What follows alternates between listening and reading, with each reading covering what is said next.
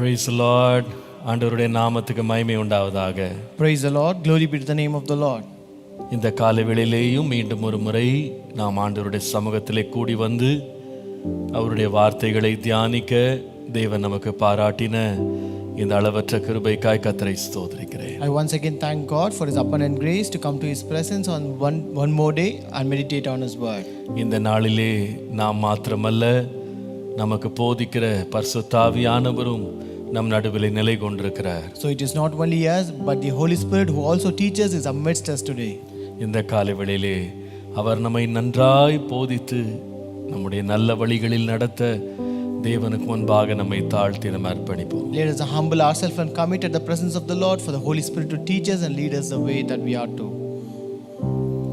காலை நேரம் இன்ப ஜெப தியானமே, கருணை பொற்பாதம் காத்திருப்பேன்.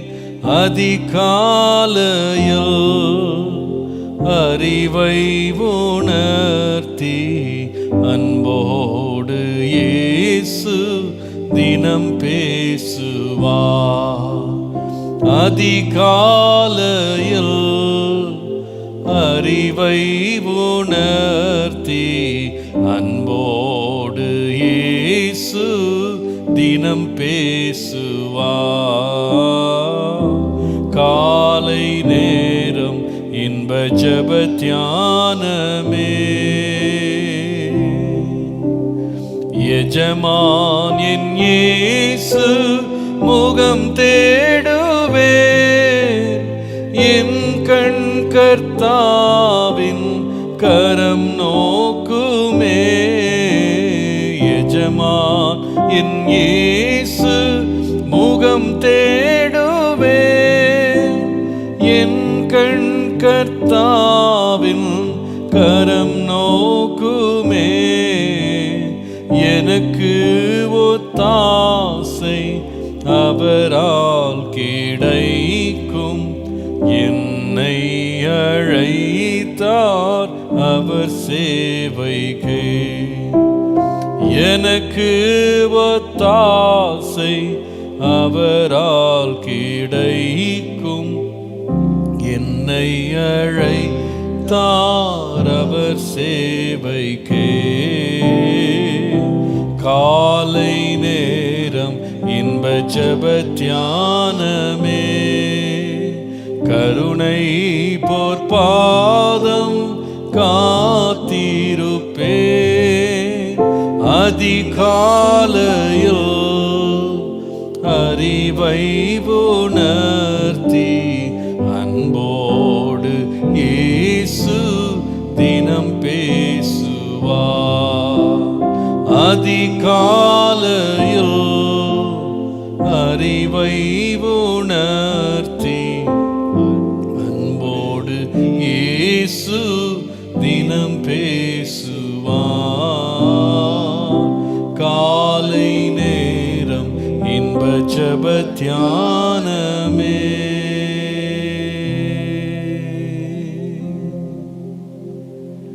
ஆமாப்பா, உம்முடைய சமூகத்தில் உட்கார்ந்து இருக்கிற நேரம் எவ்வளவு இன்பமானது ஆண்டவரே.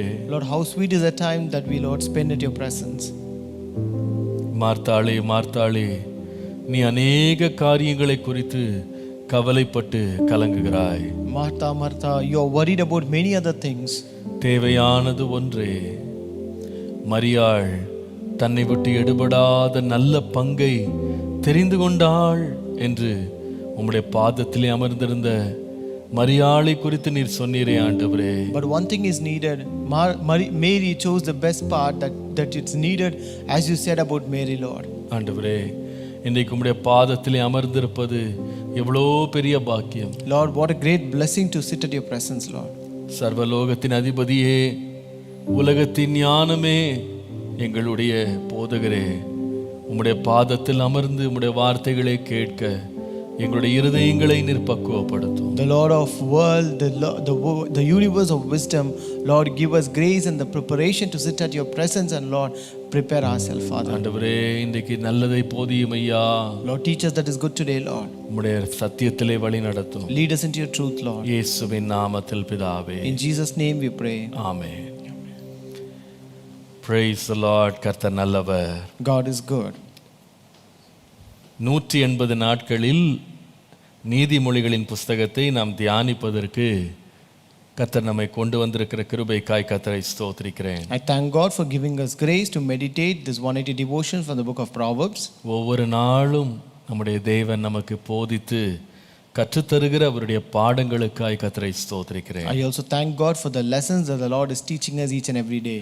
யூடியூப், ஃபேஸ்புக் மற்றும் லைஃப் டிவி, அது மாத்திரமல்ல ஆர்க் டிவி மூலமாகவும் இந்த நீதிமொழிகள் தியானத்தை கவனித்து கொண்டிருக்கிற உங்கள் ஒவ்வொருவரையும் இயேசுவின் நாமத்தில் வாழ்த்தி வரவேற்கிறேன். I also greet and welcome everyone who are watching the service through YouTube, Facebook and also through ARC TV and Live TV. கர்த்தர் தாமே உங்களை அபரிவிதமாய் ஆசீர்வதிப்பாராக. May the Lord bless you abundantly. இந்த காலையிலேயும் நாம் தொடர்ந்து நீதிமொழிகளின் தியானத்திற்குள்ளே பிரவேசிக்கலாம். Let us continue our devotion from the book of Proverbs. நீதிமொழிகள் 3ஆம் அதிகாரம் 11-12 வசனங்களை மீண்டும் வாசிக்கலாம். Proverbs chapter 3 verses 11 and 12. என் மகனே, நீ கர்த்தருடைய சிட்சையை அற்பமாக எண்ணாதே. அவர் கடிந்து கொள்ளும்போது சோர்ந்து போகாதே. தகப்பன் தான் நேசிக்கிற புத்திரனை சிட்சிக்கிறது போல கர்த்தரும் எவனிடத்தில் அன்பு கூறுகிறாரோ அவனை சிட்சிக்கிறார். My son, do not despise the chastening of the Lord, nor detest his correction. For whom the Lord loves, he corrects, just as a father the son in whom he delights. கர்த்தருடைய பரிசுத்த நாமத்திற்கு மகிமை உண்டாவதாக. Glory be to the holy name of God. ஆண்டவருடைய அளவற்ற கிருபையினாலே ஒரு சில நாட்களாகவே கர்த்தருடைய சிட்சையை குறித்து நாம் கவனித்துக் கொண்டிருக்கிறோம். By the grace of God, for past few days we are meditating about God's discipline. முதலாவது நாம் ஆரம்பித்த பொழுது கர்த்தருடைய சிட்சைக்கும் கர்த்தருடைய தண்டனைக்கும் உள்ள வித்தியாசம் என்ன என்று நாம் கவனித்தோம். First, as we started, we studied the difference between God's discipline and God's punishment. இரண்டாவது நாம் இந்த சிட்சை யாருக்கு உரியது என்பதை கவனித்தோம். And next we studied about the candidates of God's discipline. அது அந்நியர்களுக்கு, உலகத்தாருக்கு அல்ல, அது தேவனுடைய பிள்ளைகளுக்கு என்று நாம் கவனித்தோம். We also saw that it does not belong to the strangers or the people of this world, but it belongs to the children of God. நாம் யார்? Who are we?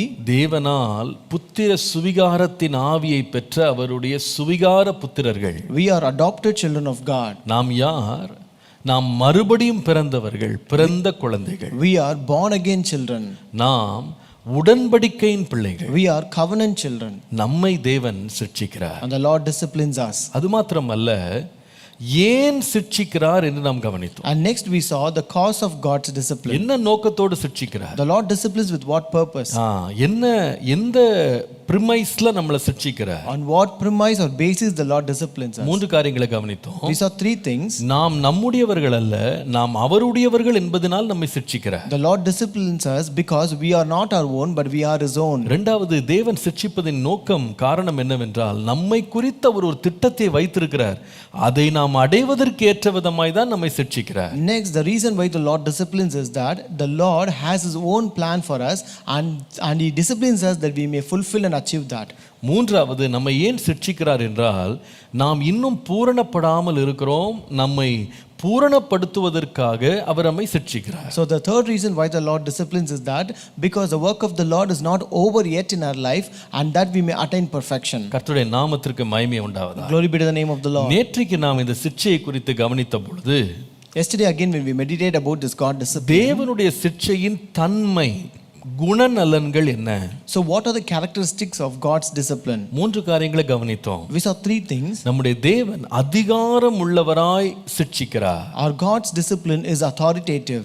ஏனென்றால் அவர் மாறாதவர், அவர் சொல்லுகிறதை அப்படியே செய்கிறபடியால் அவர் அதிகாரம் உடையவராய் இருக்கிறார். It's because he is never changing and he does what he says. அவர் யாரிடத்திலும் ஆலோசனை கேட்கிறதில்ல, அவர் தன்னுடைய நீதியையும் நியாயத்தை நிலைநாட்டுகிறவர். He never seeks for anybody's counsel and he never discusses, but he establishes his own rules and regulations. மனிதன் மாறினாலும் அவர் மாறாமல் இருக்கிறார். Though men may change, but he is never changing. அவர் அதிகாரம் உள்ள ஒரு சிட்சை. His discipline is authoritative. இரண்டாவது கவனித்தோம், அவருடைய சிட்சை அளவீடுகளுக்குள்ளே உள்ளது. Next we saw God's discipline has a boundary. அதற்கு ஒரு எல்லை இருக்கிறது. There is a limit or a boundary for that. நம்மை திராணிக்கு மிஞ்சி அவர் சோதிக்க மாட்டார். He will not tempt us beyond our ability. நாம சோதித்தாலும் அதற்கு வேண்டிய பலனை தருவார். Though we are tempted, he gives the strength to bear it. நாம் தப்பித்து செல்லவும் வழியை உண்டாக்குவார். He will also make a way of escape from it. மூன்றாவது கவனித்தோம். Third we saw தேவனுடைய சிட்சை மனதுருக்கத்தினால் நிறைந்த ஒரு சிட்சையாக இருக்கிறது. God's discipline is filled with compassion. இன்றைக்கு நாம் தொடர்ந்து இந்த சிட்சையை குறித்து கவனிக்க போகிறோம். So today we are going to continue about this God's discipline. இன்றைக்கு நாம் கவனிக்க போகிற சிட்சையின் பாடம் என்னவென்றால் தேவனுடைய சிட்சையின் முடிவு என்ன? So today's title of devotion is Conclusion of God's Discipline. தேவனுடைய சிட்சையினுடைய முடிவு அல்லது விளைவு என்ன? What is the conclusion of God's discipline? நான் நினைக்கிறேன் எந்த ஒரு காரியத்திற்கும் முடிவு ரொம்ப முக்கியம். So I think the conclusion of everything is important. பிரசங்கியின் புஸ்தகம் 7ஆம் அதிகாரம் 8ஆம் வசனத்தை வாசிப்பீர்களானால், if you read Ecclesiastes chapter 7 and verse 8, ஒரு காரியத்தினுடைய துவக்கத்தை பார்க்கிலும் அதனுடைய முடிவு நல்லது என்று வாசிக்கிறோம். we read better is the end of a thing than the beginning thereof. எவ்வளவு பெரிய விதமாக பிரம்மாண்டமாக நாம் ஆரம்பித்தாலும் முடிவில் நம்ம கிடைக்க வேண்டிய பலன், முடிவில் கிடைக்க வேண்டிய விளைவு சரியாக இல்லை என்றால் அவ்வளவு காலம் எடுத்த பிரயாசம் எல்லாம் வீண்தான். No matter how great you start something, but the end is not the way that we think, then the entire labor is in vain. ஒரு ஓட்டப்பந்தயத்துக்கு போவீர்களானால் அந்த ஓட்டப்பந்தயத்தில் துவங்குற ஒரு இடம் இருக்கும், முடிக்கிற ஒரு இடம் இருக்கும். So if you go to a running race, you have a starting point and an ending point. பாருங்க, எங்க அதிகமான கூட்டம் இருப்பாங்கன்னு கேட்டீங்கன்னா துவங்குற இடத்துல இல்ல, அந்த ஓட்டம் எங்க முடியுதோ அந்த இடத்துல தான் நிறைய ஜனங்கள் பார்க்க விரும்புவாங்க. So you can see the spectators in large numbers only in the end point and not at the starting point. கேமராக்கள் கூட பார்த்தீங்கன்னா யார் அதிகமாக ஃபோக்கஸ் பண்ணுவாங்கன்னா துவங்குகிறவர்களை அல்ல, யார் முடிவில் வந்து ஜெயம் பெறுகிறானோ அவர்கள் மேலே தான் அதிகமான ஃபோக்கஸ் இருக்கும். Cameras will also focus only on the people who come to the ending point, not on the people who start. சில பேர் பிரம்மாண்டமாக ஆரம்பிச்சிருக்கலாம். Some people would have started with great grand manner. ஆனா பிரம்மாண்டமாக முடிந்தால் தான் கனம் வரும். But only when you end in a grand manner that brings glory. கர்த்தருடைய சிட்சையை பாருங்களேன். So when you look at the God's discipline, அது சாதாரணமான ஒரு காரியம் அல்ல. it is not a simple and ordinary thing. நீங்கள் எபிரேயருக்கு எழுதின நிருபம் 12ஆம் அதிகாரம் 9 முதல் 11 வசனங்களை நீங்கள் வாசிக்கும்போது, if you read Hebrews chapter 12 verses 9 to 11, வேதம் சொல்லுகிறது இந்த தேவனுடைய சிட்சை என்பது சில காலம் நம்மை சிட்சிக்கிறார் என்று வாசிக்கிறோம். So here we read the discipline of God is for a short while. ஆனால் இந்த சிட்சை எப்படிப்பட்டது என்று நீங்கள் பார்ப்பீர்களானால் வேதம் சொல்லுகிறது அது வந்து 9ஆம் வசனத்தில் 10ஆம் வசனத்தில் வாசிக்கும் போது 11ஆம் வசனத்தில் வாசிக்கும் போது, எந்த சிட்சையும் தற்காலத்தில் சந்தோஷமாய் இராமல் துக்கமாய் காணும் என்று வாசிக்கிறோம். In verse 11 it says, now no chastening seems to be joyful for the present, but painful. அதாவது இந்த சிட்சை வந்து ரொம்ப வேதனையான ஒரு அனுபவத்தை நமக்குள்ள கொண்டு வருது. So this discipline gives a painful experience in our life. இப்போ இவ்வளவு வேதனை, இவ்வளவு கஷ்டத்தை நாம தேவனுடைய சிட்சையில அனுபவிச்சுட்டு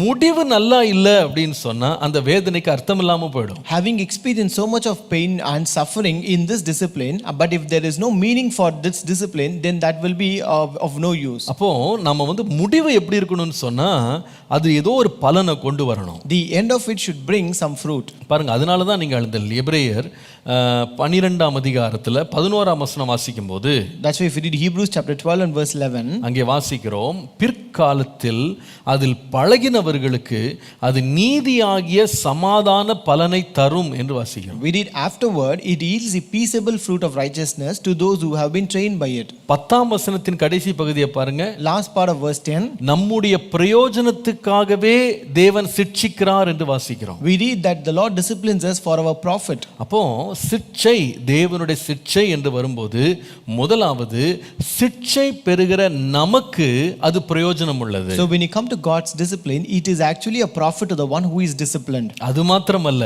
and not only that, நீங்கள் நீதிமொழிகளின் புஸ்தகம் 29ஆம் அதிகாரம் 17ஆம் வசனத்தை வாசிக்கும்போது, if you read Proverbs 29 and verse 17, அதிலே வாசிக்கிறோம், உன் மகனை சிட்சை செய், அவன் உனக்கு ஆறுதல் செய்வான், உன் ஆத்துமாவுக்கு ஆனந்தத்தையும் உண்டாக்குவான். correct your son and he will give you comfort, he will also delight your soul. அப்போ சிட்சை ஒருவன் பெறும்போது பெறுகிறவனுக்கு அது நன்மை கொடுக்கிறது, So when a person is disciplined, it brings a fruit or a reward to the one who is disciplined. அதே வேளையில யார் சிட்சையை கொடுக்கிறார்களோ அவர்களுக்கும் அது மகிழ்ச்சியும் புகழ்ச்சியுமாக மாறுகிறது. So it also becomes a delight and a great fame to the one who disciplines. நாம் தேவனுடைய பிள்ளைகளாய் அவரை அன்பு கூறுகிறவர்களாய் நமக்கு ஒன்று தெரியும், தேவன் நம்முடைய வாழ்க்கையில அனுமதிக்கிறது எல்லாமே நன்மைக்கு ஏதுவாக இருக்கிறது. As a child of God, as we love God, we all know and we are assured that all things work together for us good. சிட்சை என்பது வேதனையாக இருந்தாலும் அது நமக்கு நன்மை உண்டாகும்படி தான் கர்த்தர் கொண்டு வர்றார். Though this discipline is painful, the Lord always allows it to bring some good in our life. அந்த நீதியின் கனியை நாம் தான் புசிக்க போறோம். And we are going to eat that fruit of righteousness. அதனுடைய விளைவுகளை நாம் நம்முடைய வாழ்க்கையில மகிழ்ச்சியோடு அனுபவிக்க போகிறோம். So we are the one who going to experience and enjoy the end or the profit of it in our அதே life. வேளையில At the same time, இந்த சிட்சையை கொடுக்கிறார் பாருங்க தேவன், அவரும் நம்முடைய நற்கிரியைகளால் நற்கனிகளால் அவருக்கும் மகிழ்ச்சி புகழ்ச்சி அவருக்கும் மகிமை உண்டாக போகிறது. at the same time, the Lord who disciplines us, he will also be delighted and he will also be honored by our discipline. அதனால தான் நம்ம இன்னைக்கு கவனிக்க போறோம் இந்த சிட்சையினால் வரப்போகும் பலன் என்ன. So today we going to listen and meditate on the profit of discipline. ஏன் கர்த்தர் ஒரு மனுஷனை சிட்சிக்கணும்? Why should the Lord discipline a person? அதுல அவருடைய நோக்கம் என்ன? What is his purpose behind it? என்ன விளைவை தேவன் எதிர்பார்த்திருக்கிறார்? What is the outcome the Lord is expecting from that? 1 பேதுரு 1 6 முதல் 7 வசனங்களை நீங்கள் வாசிக்கும்போது, If we read 1 Peter chapter 1 verses 6 and 7, இதிலே நீங்கள் மிகவும் சந்தோஷப்படுகிறீர்கள் என்றாலும் துன்பப்பட வேண்டியது அவசியமானதால் இப்பொழுது கொஞ்ச காலம் பலவிதமான சோதனைகளாலே துக்கப்படுகிறீர்கள். in this you greatly rejoice, though now for a little while, if need be, you have been grieved by various trials. அழிந்து போகிற பொன் அக்கினியினாலே சோதிக்கப்படும், அதை பார்க்கிலும் அதிக விலையேற பெற்றதாயிருக்கிற உங்கள் விசுவாசம் சோதிக்கப்பட்டு இயேசு கிறிஸ்து வெளிப்படும் போது உங்களுக்கு புகழ்ச்சியும் கனமும் மகிமையும் உண்டாக காணப்படும் என்று வாசிக்கிறோம். That the genuineness of your faith, being much more precious than gold that perishes, though it tested by fire, may be found to praise, honor and glory at the revelation of Jesus Christ. கர்த்தருடைய நாமத்திற்கு மகிமை உண்டாவதாக. Glory be to the name of the Lord. அப்ப கர்த்தருடைய சிட்சைக்கு ஒரு பலன் இருக்கு. So there is a profit or outcome of God's discipline. முடிவு நமக்கு புகழ்ச்சி கனம் மகிமை. And the outcome or conclusion is praise, honor and glory for us. இரண்டாவது சிட்சிக்கிற தேவனுக்கு மகிழ்ச்சி புகழ் கனம். And second, unto the Lord who disciplines us, it brings praise, honor and glory. கர்த்தருடைய நாமத்திற்கு மகிமை உண்டாவதாக. Glory be to the name of the Lord. சிட்சை நம்முடைய வாழ்க்கையிலே செய்கிற பலன் என்ன? So what is the profit that the discipline brings in our life? இன்னொரு விதமாய் சொன்னா தேவனுடைய சிட்சையின் முடிவு என்ன? What is the conclusion of God's discipline? மூன்று காரியங்களை உங்களோடு நீ பகிர்ந்து கொள்ள போகிறேன். I am going to share three things with you today. முதலாவது, First, 2 சாமுவேல் 7 வசனத்தை பாருங்கள். 2 Samuel 7:14. நான் அவனுக்கு பிதாவாய் இருப்பேன், அவன் எனக்கு குமாரனாய் இருப்பான். அவன் அக்கிரமம் செய்தால் நான் அவனை மனுஷருடைய மிலாற்றினாலும் மனுபுத்திரருடைய அடிகளினாலும் தண்டிப்பேன். I will be a father to him, and he will be a son to me. When he commits iniquity, I will correct him with the rod of men and the strokes of the sons of men. முதலாவது ஒன்றை நீங்க விளங்கிக் கொள்ளணும். சிட்சை யாருக்கு என்று சொன்னால் தவறு செய்கிறவர்களுக்கு தான் சிட்சை. First you have to understand, discipline is only for those who commit faults. அவன் அக்கிரமம் செய்தால் நான் மனுஷருடைய மிலாற்றினால் அடிப்பேன்னு சொல்றேன். He says, if he commits iniquity, I will correct him with the rod of men. சிட்சை என்பது எல்லாருக்கும் பொதுவா கொடுக்கப்படுறது இல்ல. Discipline is not something given in general to everyone. சிட்சை எதற்காக கொடுக்கப்படுகிறது என்றால், தவறு செய்கிறவன் தன் பிழையிலிருந்து அவன் சீர்படுவதற்காக சிட்சை கொடுக்கப்படுகிறது. So God's discipline is given that he may correct his faults. அப்போ தேவன் நம்மை சிட்சிக்கும் போது நமக்குள்ளே உள்ள பிழைகளிலிருந்து நமக்கு ஒரு விடுதலை கிடைக்கிறது. So when the Lord disciplines us, we get a deliverance from our faults. நீங்கள் எரேமியா 30 12 முதல் 14 வசனங்களை வாசிக்கும்போது, If you read Jeremiah chapter 30 verses 12 to 14, கர்த்தர் சொல்லுகிறது என்னவென்றால், உன் புண் ஆறாததாயும் உன் காயம் கொடிதாயும் இருக்கிறது. உன் காயங்களை கட்டும்படி உனக்காக ஏற்படுவார் இல்லை, உன்னை சொஸ்தப்படுத்தும் ஔஷதங்களும் இல்லை. For thus says the Lord, your affliction is incurable, your wound is severe. There is no one to plead your cause, that you may be bound up. You have no healing medicines. உன் நேசர் யாவரும் உன்னை மறந்தார்கள், அவர்கள் உன்னை தேடார்கள். திரளான உன் அக்கிரமத்தின் நிமித்தமும் உன் பாவங்கள் பலத்து போனது நிமித்தமும் சத்துரு வெட்டும் வண்ணமாகவும் கொடியவன் தண்டிக்கிற வண்ணமாகவும் நான் உன்னை தண்டித்தேன். All your lovers have forgotten you, they do not seek you, for I have wounded you with the wound of an enemy, with the chastisement of a cruel one, for the multitude of iniquities, because your sins have increased. சத்துரு வெட்டும் வண்ணமாக பலத்த மனுஷன் அல்லது கொடிய மனுஷன் தண்டிக்கிற விதமாக நான் உன்னை தண்டித்தேன். I have wounded you with the wound of an enemy, with the chastisement of a cruel one.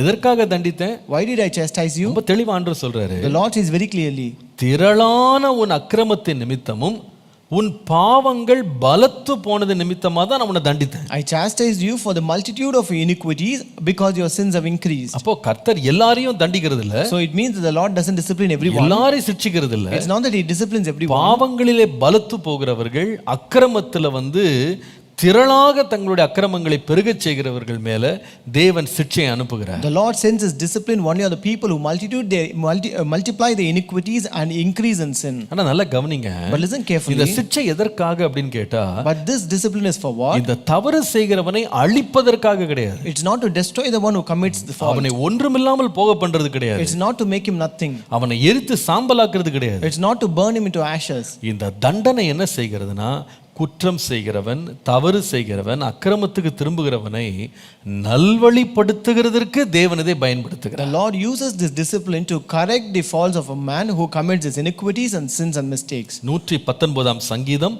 67 வசனத்தை வாசியுங்கள். Psalm 119 verse 67. நான் உபத்திரவப்படுவதற்கு முன் வழி தப்பி நடந்தேன், இப்பொழுதோ உம்முடைய வார்த்தையை கேட்டு நடக்கிறேன், காத்து நடக்கிறேன். Before I was afflicted, I went astray, but now I keep your word. கர்த்தருடைய நாமத்திற்கு மகிமை உண்டாவதாக. Glory be to the name of the Lord. ஆண்டவர் தவறு செய்கிறவனை கண்டும் காணாமல் போகிறவர் அல்ல. The Lord is not the one who doesn't even notice the one who commits mistakes. நம்முடைய பிள்ளைகளாகிய நாம் ஒவ்வொருவரும் பூரணராக இருக்கணும்னு அவர் விரும்புகிறார். He wants us being children of God to be perfect in everything. நம்முடைய வாழ்க்கையிலே அக்கிரமங்களையும் ஆண்டவர் தவறுகளையும் காணும்போது அவர் உடனே சிட்சித்து என்ன பண்றாருன்னா நம்மை சீர்படுத்துகிறார். When the Lord notices iniquities and sins and faults in our life, he immediately corrects us by his discipline. கர்த்தருடைய நாமத்திற்கு மகிமை உண்டாவதாக. Glory be to the name of the Lord. Jeremiah 46:28 வாசிப்பீர்களானா, if you read Jeremiah 46:28, என் தாசனாகிய யாக்கோபே நீ பயப்படாதே என்று கர்த்தர் சொல்லுகிறார். O Jacob my servant, do not fear, declares the Lord. நான் உன்னுடனே இருக்கிறேன், உன்னை துரத்திவிட்ட எல்லா ஜாதிகளையும் நான் நிர்மூலமாக்குவேன். For I am with you, for I will make a full end of all the nations where I have driven you. உன்னையோ நான் நிர்மூலமாக்காமல் உன்னை மட்டாய் தண்டிப்பேன். Yet I will not make you a full end of you, but I will correct you properly. ஆனாலும் உன்னை நான் குற்றமில்லாமல் நீங்களாக விடுவதில்லை என்கிறார். And by no means leave you unpunished. அவர் சொல்றாரு, உன் சத்துருக்கள் உனக்கு விரோதமா செய்ததுக்கு அதுக்கு தண்டனை கொடுத்துருவேன். So he says, I will give punishment to your enemies for what they have done. ஆனா நீ என் வார்த்தையை கேளாம போனதுனால உன்னை நான் தப்ப விட்டுற மாட்டேன். But since you have not heard or obeyed my word, it's not that I will leave you unpunished. இன்னொரு விதமா சொன்னா, in other words, உலகத்தில் உள்ள மக்களுக்கு தண்டனையை கொடுத்துட்டு தம்முடைய பிள்ளைகளை கண்டு காணாம விட்டுற மாட்டார். It's not that he will punish the people of this world and he will not notice his own people. அப்படி கிடையாது. Not that way. ஆண்டவர் உலகத்தில் உள்ளவர்களிடத்திலே தம்முடைய நீதியை நிலைநாட்டுறார். The Lord also executes his righteousness unto the people of this world. ஆனா தன்னுடைய வீட்டு பிள்ளைகள், தன்னுடைய சொந்த பிள்ளைகள் தவறு செய்யும்போதும் கர்த்தர் என்ன செய்யறாருன்னா சிட்சிக்கிறார். But also when his own children commit faults, he will also discipline them. நீங்கள் பார்ப்பீர்களா, கர்த்தருடைய சிட்சை எங்கெல்லாம் இறங்கினதோ அங்கே ஒரு மாற்றம் உண்டானது. And wherever the discipline of God descended, you can see a transformation and change there. ஜனங்கள் தங்களுடைய குற்றங்களை உணர்ந்து அதிலிருந்து வெளிவருவதற்கு அது ஒரு நல்ல வழியை உண்டாக்கி கொடுத்தது. That actually paved a way for people to repent and come out of their faults. நீங்கள் ஒரு நல்ல சம்பவத்தை நியாயாதிபதிகளின் புத்தகம் 10ஆம் அதிகாரம் 6 முதல் 18 வசனங்கள் வாசிக்கலாம். So there's a good incident in the book of Judges chapter 10 verses 6 to 18. வாசித்து பாருங்க. Read that verse. இஸ்ரவேல் புத்திரர் மறுபடியும் கர்த்தரின் பார்வைக்கு பொல்லாப்பானதை செய்து கர்த்தரை சேவியாமல் அவரை விட்டு போய் பாகால்களையும் அஸ்தரோத்தையும் சீரியாவின் தேவர்களையும் சீதோனின் தேவர்களையும் மோவாபின் தேவர்களையும் அம்மோன் புத்திரனின் தேவர்களையும் பெலிஸ்தேரின் தேவர்களையும் சேவித்தார்கள். Then the children of Israel again did evil in the sight of the Lord and served the Baals and the Ashtaroths, the gods of Syria, the gods of Sidon, the gods of Moab, the gods of the people of Ammon, and the gods of the Philistines, and they forsook the Lord and did not serve him. அப்பொழுது கர்த்தர் இஸ்ரவேலின் மேல் கோபம் உண்டு அவர்களை பெலிஸ்தியர் கையிலும் அம்மோன் புத்திரர் கையிலும் விற்று போட்டார். So the anger of the Lord was hot against Israel, and he sold them into the hands of the Philistines and into the hands of the people of Ammon. அவர்கள் அந்த வருஷம் முதற்கொண்டு 18 வருஷமாய் யோர்தானுக்கு அப்பாலே கீலேயாத்தில் உள்ள எமோரியரின் தேசத்தில் இருக்கிற இஸ்ரவேல் புத்திரரை எல்லாம் நெருக்கி ஒடுக்கினார்கள். From that year they harassed and oppressed the children of Israel for 18 years, all the children of Israel who were on the other side of the Jordan in the land of Amorites in Gilead. ஒரு கொடுமையான நெருக்கப்படுதல், ஒரு ஒடுக்கப்படுதல் அவர்கள் மேல் அனுப்பப்படுகிறது. So there's a great affliction and oppression that was sent upon them. ஏன்? Why? கர்த்தரை சேவியாமல் விக்கிரகங்களுக்கு போய் சேவிக்கிறாங்க. Because they did not serve God but served the idols. கர்த்தர் அவர்களை சும்மா விடல. The Lord did not spare them. எந்த தேசத்து மக்களின் விக்கிரகங்களை சேவித்தாங்களோ அதே மக்கள்கிட்ட விற்று போட்டாராம். So the Lord sold them to the same people whose God they served. அவர்கள் எல்லாரும் இவர்களை நெருக்குறாங்க, ஒடுக்குறாங்க. Those people harassed and oppressed them. இப்ப நடக்கிறது என்ன பாருங்க. Now what happened? நீங்கள் 10ஆம் வசனத்துல பார்த்தா In verse 10, இப்பொழுது அந்த நெருக்கப்பட்ட உடனே இஸ்ரவேல் புத்திரர் கர்த்தரை நோக்கி முறையிட்டு, உமக்கு விரோதமாக பாவம் செய்தோம், நாங்கள் எங்கள் தேவனை விட்டு பாகால்களை சேவித்தோம் என்றார்கள். and the children of Israel cried out to the Lord saying, we have sinned against you because we have both forsaken our God and served the Baals. 15ஆம் வசனம் பாருங்க. Verse 15, இஸ்ரவேல் புத்திரர் கர்த்தரை நோக்கி பாவம் செய்தோம், தேவரீர் உம்முடைய பார்வைக்கு நலமானதை எங்களுக்கு செய்யும், இன்றைக்கு மாத்திரம் எங்களை ரட்சித்தருளும் என்று சொல்லி அந்நிய தேவர்களை தங்கள் நடுவிலிருந்து விலக்கிவிட்டு கர்த்தருக்கு ஆராதனை செய்தார்கள். verse 15 says, and the children of Israel said to the Lord, we have sinned, do to us whatever seems best to you, only deliver us this day we pray. So they put away the foreign gods from among them and served the Lord. என்ன அழகா இருக்கு பாருங்க. How beautiful it is. எப்படி இவங்க இந்த அந்நிய தேவர்களை தங்களை விட்டு விலக்குனாங்க? How did they put away foreign gods from them? அவங்க வாழ்க்கையில தெரியும் இது செய்யற தப்புன்னு தெரியும். They knew very well what they have committed is a fault. கர்த்தர் ஏற்கனவே அவருடைய கற்பனைகள்ல தெளிவா சொல்லி இருக்கிறார், உனக்கு வேறே தேவர்கள் இருக்க வேண்டாம். The Lord has already told them in the commandment that you shall not have any other gods.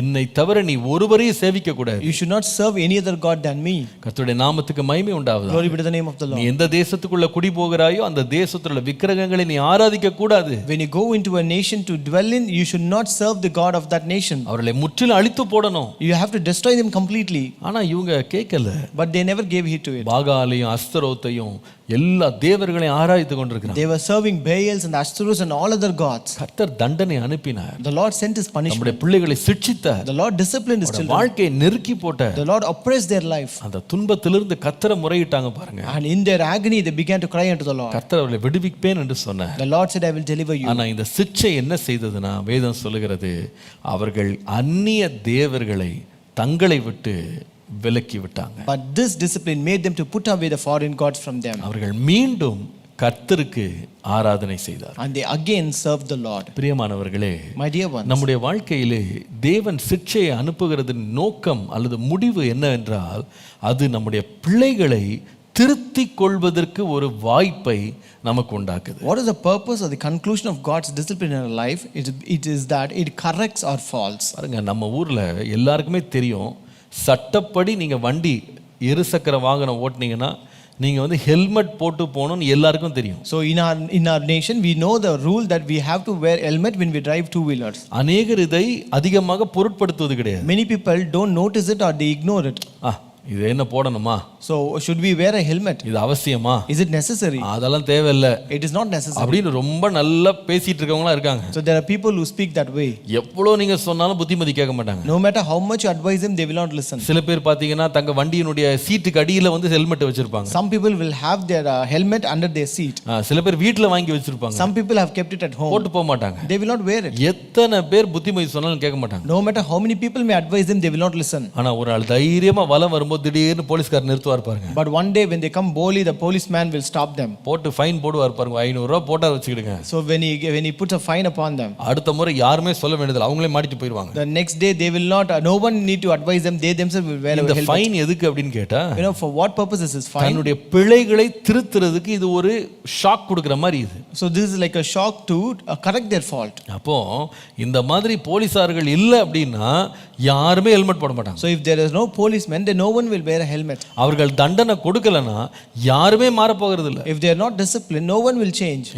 இந்த சிக்ஷை என்ன செய்கிறதுனா, பிழை செய்கிறவனை இன்னொரு முறை செய்யாதபடி அவனை என்ன பண்ணுதுன்னா திருத்துகிறதுக்கு அது பயனுள்ளதா இருக்கு. This discipline helps a person to correct his fault that he may not repeat it again. நீங்க எந்த இடத்துல போனாலும் ஃபைன் ஏன் போடுறாங்க அப்படின்னு கேட்டா, அவன் நாளைக்கு திருந்துறதுக்கு இது ஒரு காரணமா இருக்கும். No matter wherever you go, why do they have a fine? It's because that he may not repeat it again in the future. கர்த்தர் நம்மளை சிட்சிக்கிறார். The Lord also disciplines us. எதற்காக? For what? நம்முடைய பிழைகளிலிருந்து நாம் திருந்து வெளியே வருவதற்காக. That we may correct and come out of our faults. அதுதான் கர்த்தருடைய சிட்சையின் முடிவு. That is the conclusion of God's அதுதான் discipline. அவருடைய சிட்சையின் நோக்கம். That is the purpose of God's discipline. முதல் நோக்கம் என்ன? So what is the first purpose? பிழைகளிலிருந்து நாம் திருத்திக் கொள்வதற்கு தேவனுடைய சிட்சை நமக்கு உதவி செய்கிறது. God's discipline corrects our faults. கர்த்தருடைய நாமத்திற்கு மகிமை உண்டாவது. Glory be to the name of the Lord. இரண்டாவது, கர்த்தருடைய சிட்சை எதுக்கு உதவி செய்கிறது? Second, what does the God's discipline do? அது நமக்குள்ள என்ன கிரியை செய்கிறது? What kind of work it does in us? என்ன பலனை கொண்டு வருகிறது? What is the outcome that it brings in our life? யோவான் 15ஆம் அதிகாரம் 2ஆம் வசனம் பாருங்க. John chapter 15 verse 2. யோவான் 15:2.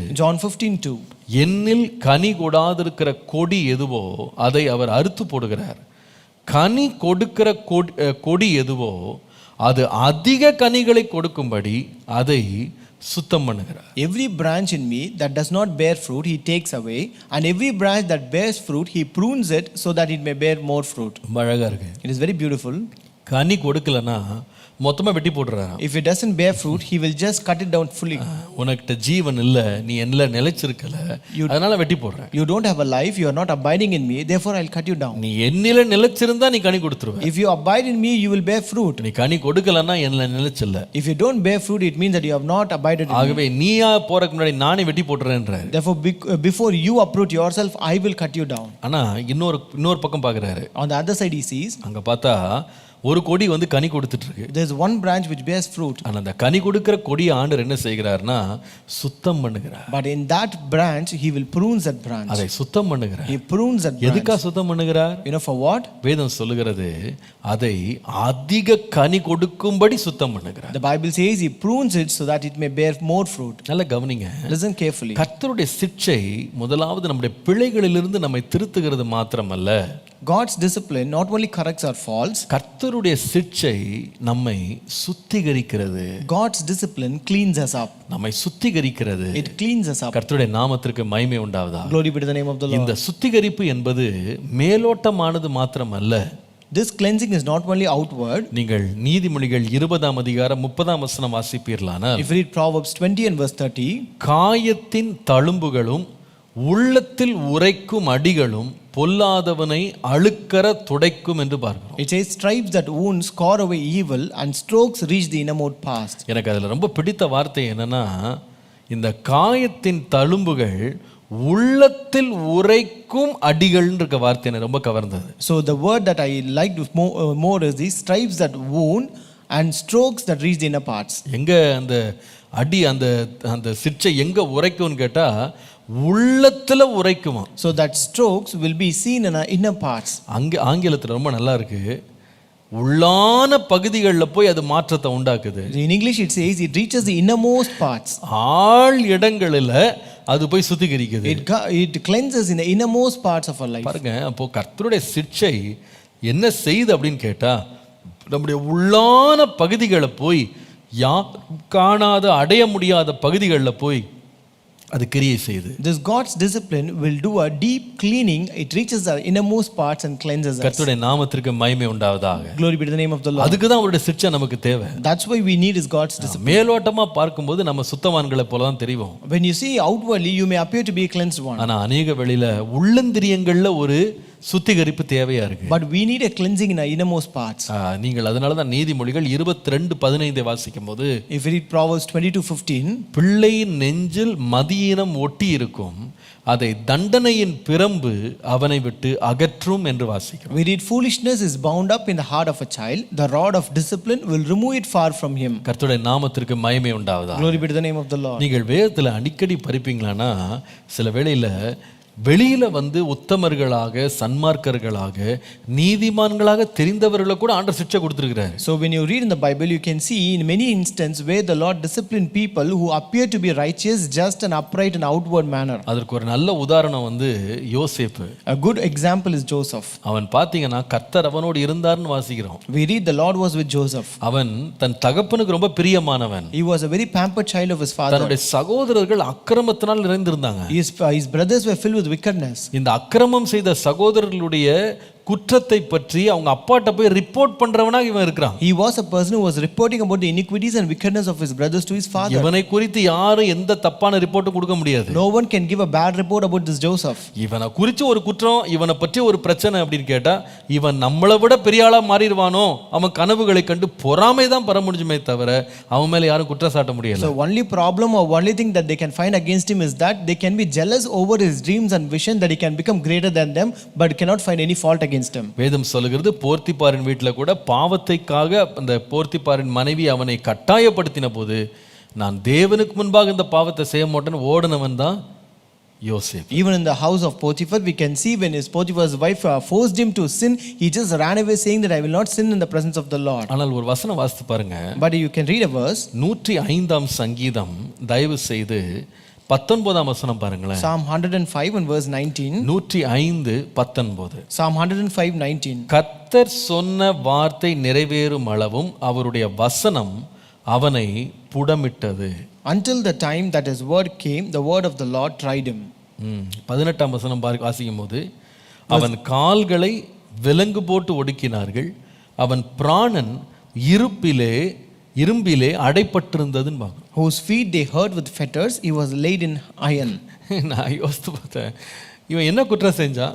I thought, what fault did he commit? கால்களை விலங்கு போட்டு ஒடுக்கி பிராணனை இரும்புல போட்டு அடைக்கிறதுக்கு இவன் என்ன தப்பு பண்ணான்? What mistake or what crime did he commit that they hurt him with fetters and laid him in irons?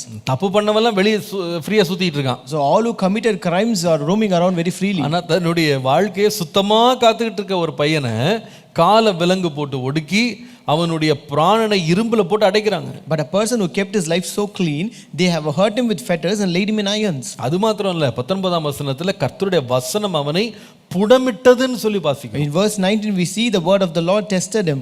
என்னங்க இங்க புடமிடுதல்னா என்ன? What do you mean by testing here? அவனோட லைஃப்ல என்ன சுத்திகரிப்பு தேவையா இருந்தது? What kind of cleanliness is required in his life? இந்த பையன் கடந்து போன பாதை சாதாரண பாதை கிடையாது. This person, the path that this person went through is not an ordinary path. அவன் மேல் எய்யப்பட்ட அம்புகள் பயங்கரமானது. The arrows that was thrown against him were very terrible. அவனுடைய சகோதரருடைய எரிச்சலையும் பொறாமையை சம்பாதித்த ஒரு பையன். He was the one who earned the envy and jealousy of his brothers. அவனை காசுக்கு விற்று போட்டார்கள். They sold him for money. அந்நிய தேசத்துக்கு துரத்தி விட்டார்கள். They drove him away to a strange land. அவனுடைய வஸ்திரங்களை ரத்தத்துல தோய்த்து அப்பாட்ட போய் அவன் மரிச்சிட்டான்னு சொல்லி பொய்யான செய்தியை சொன்னாங்க. They washed his garments in a blood and gave a false report to his father saying that he is already dead. இதை போல பொல்லாத செய்கைகளுக்கு ஆளாக்கப்பட்டவன் யோசேப்பு. So Joseph went through such kind of wickedness. அப்போ இந்த பொல்லாப்புகளால தாக்கப்பட்ட இந்த பிள்ளை தன்னுடைய இருதயத்துல அவர்களுக்கு விரோதமாக பொறாமையோ அல்லது பழிவாங்கும் தன்மையோ இருந்துடக்கூடாதுன்னு சொல்லி கர்த்தர் என்ன பண்றாருன்னா உட்கார வச்சு அவனை நல்லா புடமிடுறாரு. So this child who went through such kind of great affliction, the Lord is actually testing and trying him that he may not have any kind of vengeance or revenging attitude against his brothers. கொண்டு போய் நல்ல சிறைச்சாலையில வச்சு அவனை புடமிட்டு சுத்தமாக்குகிறார். The Lord put him in prison and the Lord was testing and actually cleansing him. வெளியில பார்த்தா தெரியாது இவர் குற்றவாளின்னு தெரியாது. When you look outward you can find him to be a criminal. வெளி உலக வாழ்க்கையில் அவன் சன்மார்க்கன், ஒரு நீதிமான், பரிசுத்தவான். In an outward life he was an upright man, he was a perfect man. ஆனா கர்த்தருடைய வார்த்தை உள்ளந்திரியங்களை போய் புடமிட்டது. But the word of God actually cleansed and tested him in the inner parts. அது விளைவு என்ன தெரியுமா? So what is the result of it? கொஞ்ச நாட்கள்ல சகோதரர் வர்றாங்க. So after a few days his brothers returned. அவனுடைய இருதயத்துல அவர்களுக்கு தீங்கு செய்யணும்னு அவனுக்கு தோன்றவே இல்லை. He did not have an intention of doing evil to his brothers. கர்த்தருடைய வார்த்தை அவனை புடமிட்டு அவன் கையையும் காலையும் ஒடுக்கி ஆண்டவர் எந்த லெவல்ல அவனை சுத்திகரித்து வைத்திருந்தார்னா உண்மையா அழ வேண்டிய சகோதரருக்கு பதிலாக சகோதரர்களை பார்த்து இவன் அழுகிற அளவுக்கு ஒரு இருதயம் மாறி இருந்தது. So the Lord tested him and tried him and oppressed him and he put him in bars, and the Lord trained him so much that when he saw his brothers, he began to cry before his brothers to cry at him. நான் சொல்லுவேன், கர்த்தருடைய சிட்சை என்பது என்ன செய்கிறதுனா நம்முடைய உள்ளந்திரியங்கள்ல போய் நம்மை சுத்திகரிக்கிறது. So I tell you, God's discipline will clean our innermost parts. பாருங்க, சில வேளை கர்த்தருடைய சிட்சை என்பது வெளிப்பிரகாரமாக நமக்கு வேதனையா இருக்காது. So sometimes God discipline may not be painful outwardly, ஆனால் அது வேலை செய்கிற இடம் ஆழ் மனதில் போய் வேலை செய்யும். but it will work in our innermost parts of heart. அதோட விளைவு என்னன்னு சொன்னா மிகுந்த கனிகள் உண்டாகும். And outcome of it is it yields much fruit. அது கனி கொடுக்கிற மரம் தான். It is a fruit bearing tree. ஆனா அந்த கனி கொடுக்கிற மரத்தை ஆண்டவர் சுத்தம் செய்து அது மிகுந்த கனி கொடுக்கும்படி கர்த்தர் செய்கிறார். But the Lord prunes and cleans that fruit yielding tree that it may bear more fruit. ஆவியின் கனியாகிய அன்பு, சந்தோஷம், சமாதானம், நீடிய பொறுமை, தயவு, நற்குணம், விசுவாசம், சாந்தம், இச்சையடக்கம், அத்தனை 9 கனிகளையும் வெளியே ஆண்டவர் கொண்டு வர பண்றார். That the Lord may bring all the fruit of the Spirit like love, joy, peace, long suffering, gentleness, goodness, faith, meekness, and all kinds of fruit out of it. எல்லாவற்றையும் வெளியிலிருந்து திரளாய் கொண்டு வர்றதுக்கு அவர் சிட்சிக்கிறார். The Lord disciplines to bring all those fruits in enormous. கர்த்தருடைய நாமத்துக்கு மகிமை உண்டாவதா. Glory be to the name of the Lord. சில வேளையில கர்த்தருடைய வார்த்தைக்காக வைராக்கியமா நின்று பரிசுத்தமா வாழ்ந்து பாவத்தை விட்டு விலகிறவங்களுக்கு சிட்சை வரும்போது இதான் கேள்வி, எதுக்கு ஆண்டவர் என்ன போட்டு சிட்சித்துட்டே இருக்காரு?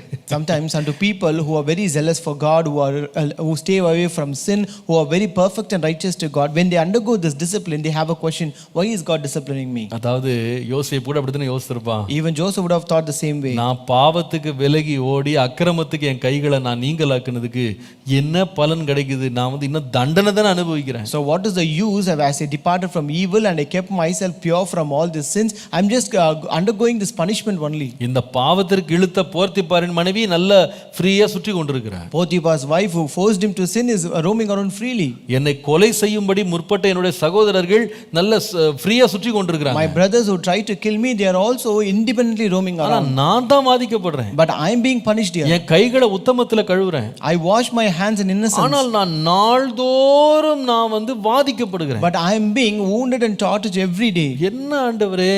But what is this, Lord? ஏன் துன்மார்க்கன்லாம் நல்லா இருக்கும்போது ஏன் நான் கர்த்தருக்காக பரிசுத்தமா வாழணும்னு நினைக்கிற எனக்கு ஏன் இந்த சுத்திகரிப்பு? When all the wicked are living well, but why, when I being righteous for God, why do I encounter this discipline? ஆண்டவர் சொல்லுவாரு, The Lord says, அப்பா அந்த கொடி எல்லாம் என்னல நிலைச்சே இல்ல, அத நான் வெட்டி போட்டுருக்கேன். The Lord says, that branch is not abiding in me, I have cut them down. அது ஒரு நாள் பெரிய ஆக்கினைக்காக அதெல்லாம் காத்து எல்லாம் சேர்த்து வைக்கப்பட்டிருக்கு. So they are just gathered up for a great wrath one day. நீ கடி கொடுக்கிறவன் எனக்கு தெரியும். But I know you yield much fruit. ஆனா உன்னை நான் ஏன் சுத்திகரிக்கிறேன்னா, But why do I clean and prune you? அந்த உள்ளான மனதுல கூட நீ சுத்தமா இருக்கும்போது இப்பொழுது இருக்கிறதை பார்க்கலாம் அதிகமான கனி கொடுக்கறதுக்காக உன்னை நான் சுத்தம் பண்றேன். But if you have a deeper cleaning even in your innermost parts, that you may bear more fruit than you bear now. கர்த்தருடைய நாமத்துக்கு மகிமை உண்டாவதாக. Glory be to the name of the Lord. கர்த்தர் நம்மை சிட்சிக்கிறவர். The Lord disciplines us. அதோட முடிவு என்ன?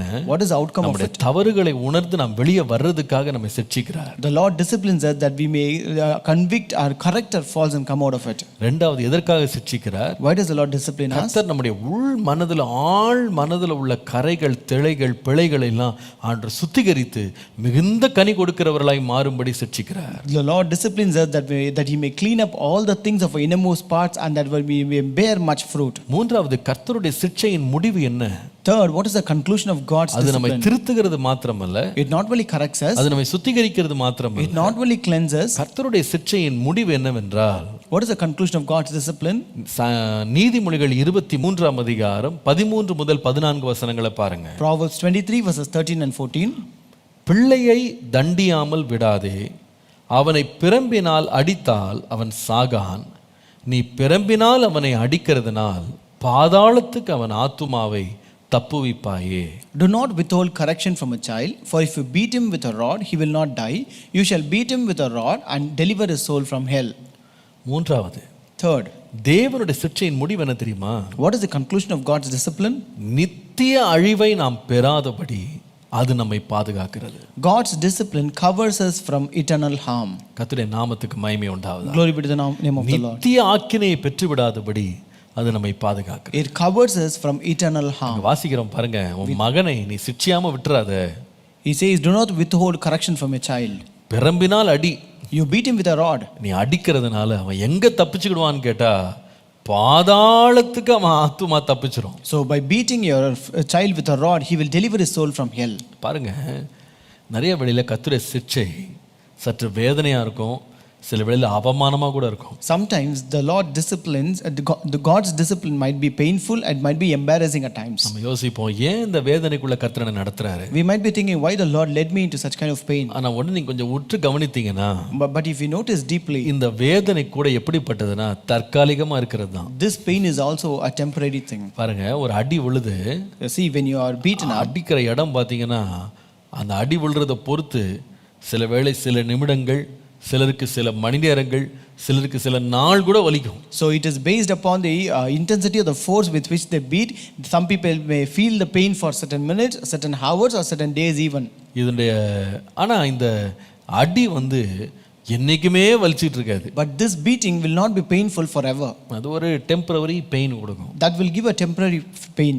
அதே போல தேவன் நம்மை சிட்சிக்கும் போது இந்த உலக வாழ்வில் நமக்கு ஒரு பெயின் இருக்கும். Similarly, when God disciplines us, it may give a pain temporarily in this world. ஆனா நீங்க ஒன்று நல்லா விளையும் கொள்ளணும். But you have to understand one thing. ஒரு தேவனுடைய பிள்ளைக்கு ஒரு நம்பிக்கை, விசுவாசம் இருக்கு.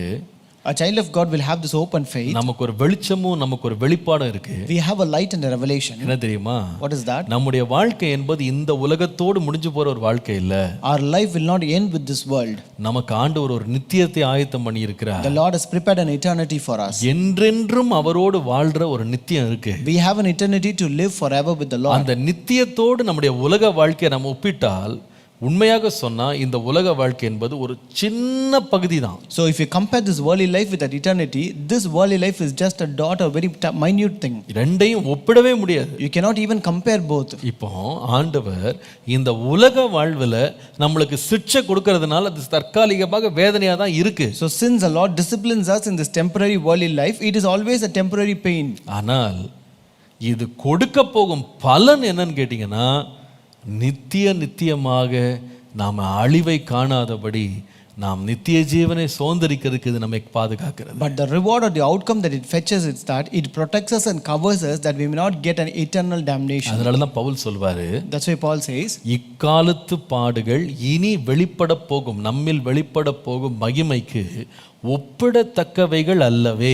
the sufferings of the present day, it cannot be compared to the revelations of the future. கர்த்தருடைய நாமத்துக்கு மகிமை உண்டாவதாக. Glory be to the name of the Lord. நித்தியத்தின் கண்ணோட்டத்தில் உங்க வாழ்க்கையை நீங்க பாப்பீங்களானா, இந்த உலக வாழ்க்கை முழுவதுமே கர்த்தர் நம்மளை தண்டிச்சு வச்சிருந்தா கூட நித்தியத்துக்கு அது இணையாகவே ஆகாது. If you look at your life in the perspective of eternity, then this, even if the Lord disciplines us in the entire life of this world, it cannot be compared to கொஞ்சம் that. அப்படி மாற்றி யோசித்து பாருங்க. You just think the other way and see. இந்த உலக வாழ்க்கையில தண்டனையை கொடுக்காம நித்தியத்துக்கு தண்டனை ஆண்டு வச்சுட்டா எப்படி இருக்கும்னு யோசித்து பாருங்க. If the Lord doesn't discipline you in this worldly life, but gives a discipline or a punishment for the eternity, how it would be? அது ரொம்ப கொடுமையானது. That would be more terrible. அதுக்கு பதிலா தற்காலிகமா எனக்கு தண்டனையை கொடுத்துட்டு நித்தியத்துல கொண்டு போய் என்னை மகிழ பண்ணா அந்த தண்டனையை நான் சகிக்கிறதுக்கு நான் ரெடியா இருக்கேன் ஆண்டவரே. Instead, if the Lord disciplines me temporarily here but takes me to rejoice for in eternity, then I am ready to endure. அதனாலதான் இங்க வாசிக்கிறோம், That's what we read here. நீ பிறம்பினால் தண்டித்து அவன் செத்து போக மாட்டான். ஆனா இந்த தண்டனை என்ன செய்யும்னா, அவன் ஆத்துமா பாதாளத்துக்கு தப்பித்து போறதுக்கு அது உதவி செய்யும். If you beat him with a rod, he will not die, but when you beat him with a rod, that will deliver his soul from hell. அப்ப கர்த்தர் நம்மளை சிட்சிக்கிறதுக்கு ஒரு நோக்கம் இருக்கு, ஒரு முடிவு இருக்கு. So therefore, there's a purpose and a conclusion for God's discipline in our life. தெரியுமா? You know what is that? நாம் ஒவ்வொருவரும் நித்தியத்துல அவரோடு இருக்கணும்னு ஆண்டவர் விரும்பி தான் இந்த காலத்துல நம்மளை சிட்சிக்கிறார். The Lord is disciplining us in this present day so that we might be with the Lord forever in eternity. இந்த சிட்சையினால் நாம் இந்த உலக வாழ்வில் நம்மை பரிசுத்தப்படுத்தி, நம்மை பண்படுத்தி, நம்மை சுத்திகரித்து நித்தியத்துக்கு நம்மை ஆயத்தப்படுத்த கர்த்தர் சிட்சிக்கிறார். The Lord is disciplining us in this temporary world that we might sanctify us, make us holy, keep ourselves holy for the Lord in eternity. நீங்கள் 1 கொரிந்தியர் 11ஆம் அதிகாரத்துக்கு வருவீர்களானா, If we come to 1 Corinthians chapter 11, அதை திருவிருந்த பற்றி ஒரு முக்கியமான ஒரு பகுதி அங்கே அப்போஸ்தலனாகிய பவுல் எழுதுகிறார். here Apostle Paul writes an important passage about communion. 28ஆம் வசனத்திலிருந்து வாசிக்கலாம். Let's read from verse 28. எந்த மனுஷனும் தன்னைத்தானே சோதித்தறிந்து இந்த அப்பத்தில் புசித்து இந்த பாத்திரத்தில் பானம் பண்ண கடவன். But let a man examine himself, and so let him eat of the bread and drink of the cup. 29ஆம் வசனம். Verse 29. எண்ணத்தினாலெனில் அபாத்திரமாய் போஜனம் பண்ணுகிறவன் கர்த்தருடைய சரீரம் இன்னதென்று நிதானித்து அறியாததினால் தனக்கு ஆக்கினை தீர்ப்பு வரும்படி போஜனம் பண்ணுகிறான். For he who eats and drinks in an unworthy manner eats and drinks judgment to himself, not discerning the Lord's body. இது நிமித்தம் உங்களில் அநேகர் பலவீனரும் வியாதி உள்ளவர்களுமாய் இருக்கிறார்கள், அநேகர் நித்திரையும் அடைந்திருக்கிறார்கள். For this reason many are weak and sick among you, and many sleep. 31ஆம் வசனம். Verse 31. நம்மை நாமே நிதானித்து அறிந்தால் நாம் நியாயம் தீர்க்கப்படும். For if we would judge ourselves, we would not be judged. பாருங்க, நல்லா கவனிங்க. Listen carefully. இங்க சொல்லுகிறாரு, நீங்க திருவிருந்து எடுக்கும்போது உங்களையே நீங்க ஆராய்ஞ்சு பார்த்து நிதானிச்சு நீங்க எடுங்க.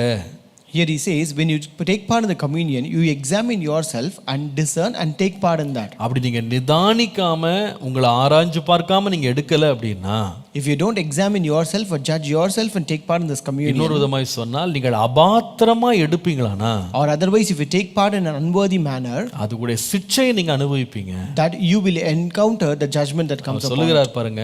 He says here, சிலர் என்ன பண்றாங்கன்னா பலவீனரா இருக்கிறாங்க, சிலர் வியாதி உள்ளவங்களா இருக்கிறாங்க, சிலர் மரிச்சு கூட போயிட்டாங்கன்றாரு. Here he says there are many people who are weak and sick among you, and many sleep. அப்போ கர்த்தருடைய திருவிருந்து அபாத்திரமாய் புசிக்கிறவன் சரீரத்துல பாதிக்கப்படுகிறான், அவன் வேதனை அனுபவிக்கிறான். So a person who take part in the holy communion in an unworthy manner, he encounters this pain and suffering in his body. ஆனா இதுல ஒரு முக்கியமான காரியம் இருக்கு. But there's an important thing here. இப்படி அபாத்திரமாய் புசிக்கிறவனுக்கு ஆண்டவர் சரீரத்துல தண்டனையை கொடுத்துறாரு. The Lord gives a punishment in his body for the one who take part in an unworthy manner. 32ஆம் வசனத்துல ஒரு பெரிய சத்தியம் இருக்கு பாருங்க. But there's a great truth in verse 32. நாம் நியாயம் தீர்க்கப்படும்போது உலகத்தோடே ஆக்கினைக்குள்ளாக தீர்க்கப்படாதபடிக்கு கர்த்தராலே சிட்சிக்கப்படுகிறோம். But when we are judged, we are chastened by the Lord, that we will not be condemned with the world.